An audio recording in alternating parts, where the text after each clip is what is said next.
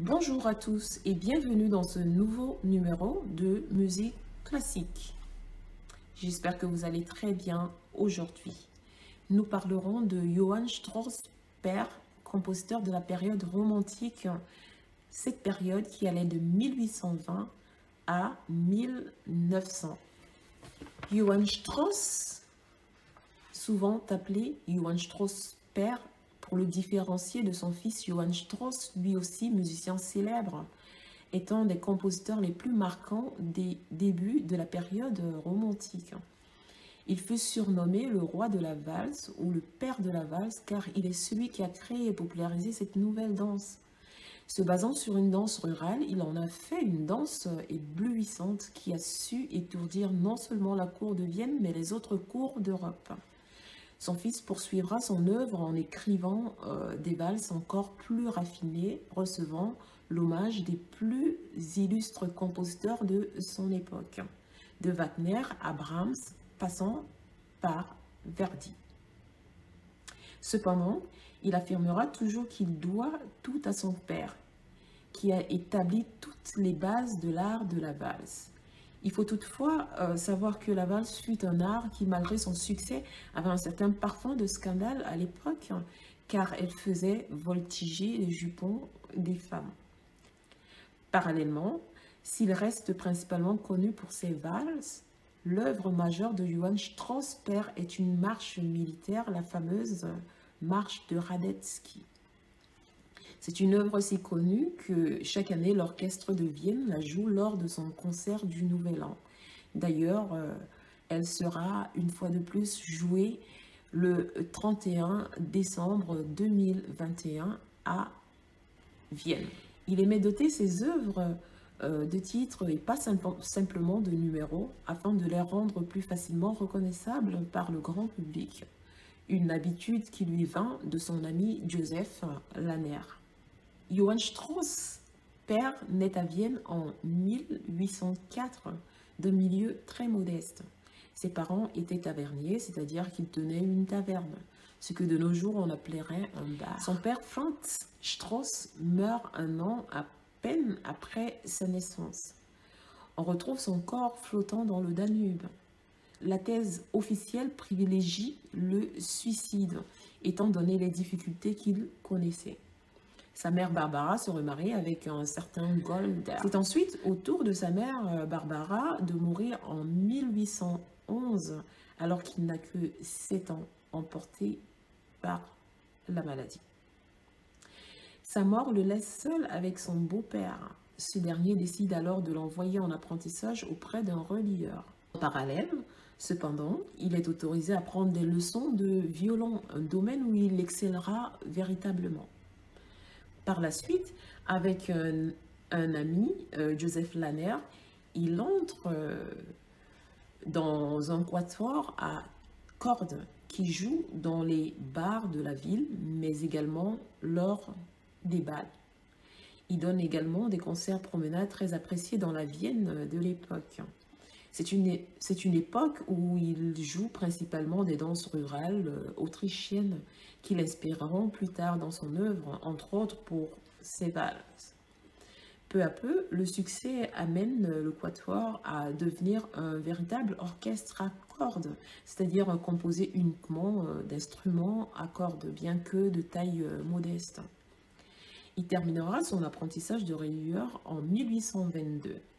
Mais trop occupé par la carrière musicale, il délaissera totalement cette profession. En 1824, il obtient un réel succès au Carnaval de Vienne, ce qui lui permet d'avoir son propre orchestre, bien que de taille plus petite que celui de Lanner. Il se met aussi à faire jouer ses propres compositions pour la première fois. L'année 1824 est finalement celle de son mariage avec Maria Anna Streim, avec elle il aura 6 enfants, dont 2 d'entre eux, Johann et Joseph, deviendront à leur tour des compositeurs reconnus. Johann fils dépassera même la renommée de son père, lui faisant de l'ombre. Mais rapidement, son mariage devient très instable. Sa femme lui reprochant ses nombreuses absences lors de ses tourner à l'étranger. Ainsi, il est rarement là pour elle et pour les enfants. Malgré tout, Strauss refuse d'abandonner ses tournées hors d'Autriche. Il fait ainsi de nombreuses tournées au fil des années. En Allemagne, en Belgique, aux Pays-Bas, en Angleterre et en Écosse.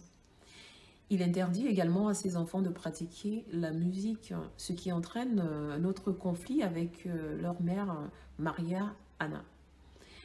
Celle-ci permet au jeune Johann, fils, de pratiquer le violon et le piano en cachette. Mais son père le découvre finalement et le punit avec une grande violence, lui faisant donner le fouet. Il espère ainsi briser toute velléité musicale chez son fils, mais ce dernier, au contraire, persiste et reprend en secret des cours de musique, toujours avec le soutien de sa mère.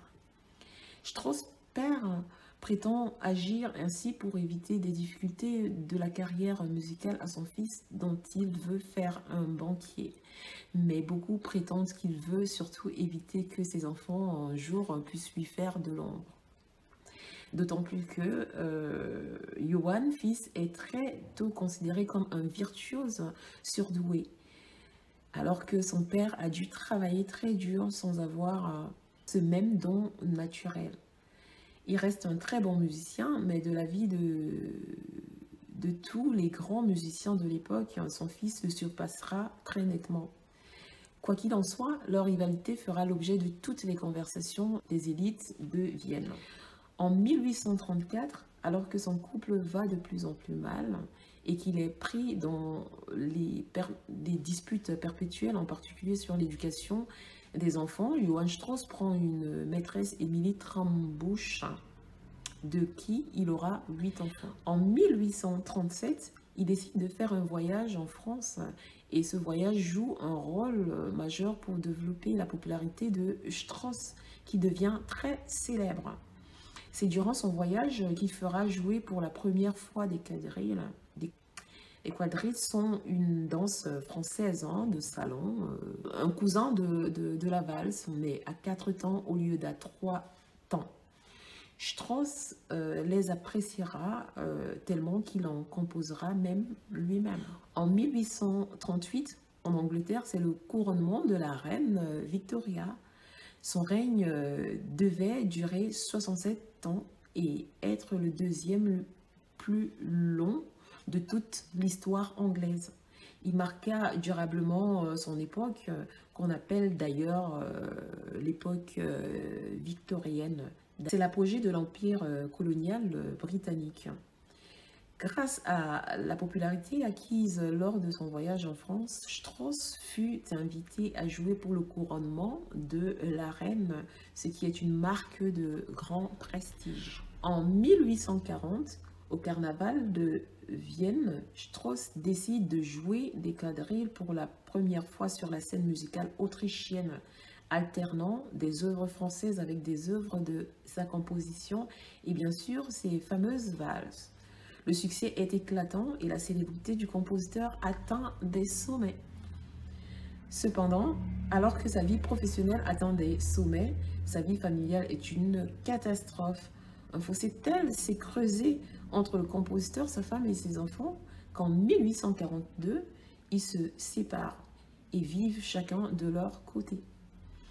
Maria Anna en profite alors pour soutenir pleinement et ouvertement la carrière musicale de son fils Johann, fils, qui ne va pas tarder à devenir l'étoile montante de la musique à Vienne. Sa mère veille à ce qu'il ait les meilleurs professeurs que l'on puisse trouver. 1843 marque à nouveau durement Strauss perd avec la mort de son meilleur ami Joseph Lanner. L'année 1844 est une année marquante, alors que Strauss père reconnaît officiellement ses enfants avec sa maîtresse. Sa femme, Maria Anna, de qui il était déjà séparé, demande le divorce face à cette humiliation. De plus, c'est cette même année que Johann Fils fait sa première grande scène au casino d'Aumeyer. Bien qu'il ait décidé d'alterner ses propres compositions avec celles de son père pour lui rendre hommage, ce dernier refusera l'invitation de son propre enfant. Il décidera même de refuser dès lors de jouer pour le casino qui avait offert une scène à son fils afin de le boycotter. Il essaie par tous les moyens de détruire la carrière de son propre enfant. Mais rien n'y fait, la carrière de son fils décolle et commence à lui faire de l'ombre. Les journaux viennois font leur titre sur la rivalité amère entre le père et le fils. En 1846, Strasper est finalement nommé directeur des bals de la cour de l'empereur d'Autriche Ferdinand Ier. C'est le plus grand honneur que puisse recevoir un musicien en Autriche et il savoure son triomphe. En 1848, cependant, c'est au tour de Johann Fils d'obtenir un poste prestigieux en devenant chef de la musique municipale de Vienne. La rivalité entre père et fils repart de plus belle. Cependant, cette même année, les choses ne tardent pas à s'envenimer. La révolution de 1848 commençait en France, s'étend en Autriche. En mars, une manifestation massive provoque la chute du gouvernement Metternich, après que l'armée ait tiré sur la foule pour maintenir l'ordre. Clemens Wetzel von Metternich était le chancelier de l'empereur Ferdinand Ier d'Autriche et de fait, le souverain n'étant pas connu pour être particulièrement brillant, c'était lui qui administrait toute la politique autrichienne depuis 27 ans. On l'avait même surnommé le gendarme de l'Europe et le chantre de la contre-révolution. Mais finalement, les forces contre-révolutionnaires finissent par l'emporter, écrasant la révolte. C'est le maréchal Joseph Radetzky, un général autrichien qui restera célèbre pour avoir écrasé le printemps des peuples en Autriche. Après avoir écrasé de même toute velléité d'indépendance du Milanais. En effet, la région de Milan, en Italie, était à l'époque occupée par l'Autriche. L'empereur Ferdinand Ier est forcé d'abdiquer et c'est son neveu, l'empereur François-Joseph Ier, qui monte sur le trône d'Autriche le 2 décembre 1848. Il veillera à établir un régime très conservateur et réactionnaire, étouffant toute tendance révolutionnaire. Là encore, le père et le fils sont en totale opposition lors de ces événements tumultueux. Johann Fils soutient ouvertement les révolutionnaires et sera même arrêté temporairement pour avoir fait jouer la Marseillaise, le chant révolutionnaire par excellence. Avec la défaite écrasante des forces révolutionnaires, il devra subir pendant des années une certaine forme d'ostracisme des autorités autrichiennes. Et il ne réussira à rétablir sa réputation qu'en composant des marches triomphales en l'honneur du nouvel empereur François Ier afin de flatter son ego.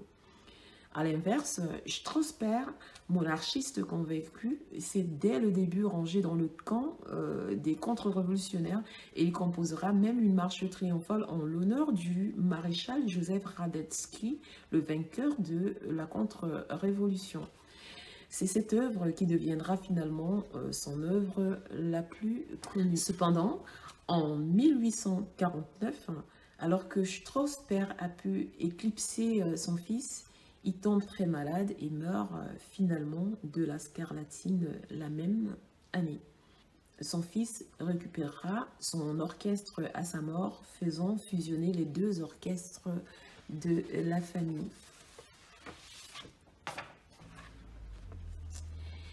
Johann Strasper restera connu comme le père de la valse et même si son fils Johann finira par l'éclipser, il faut clairement lui rendre cet hommage. Même si la plupart des compositeurs célèbres de l'époque vanteront les mérites du fils, Hector Berlioz, lui, le célèbre compositeur français, rendra hommage au père. Il aura cette phrase magnifique pour qualifier son œuvre. Vienne, sans Strauss, c'est comme l'Autriche sans le Danube. Johann Strauss fils, quant à lui, ne cessera de dire du bien de son père. Il aura entre autres cette phrase restée célèbre. Il n'est pas dans mes intentions de me mesurer avec insolence au génie de mon père.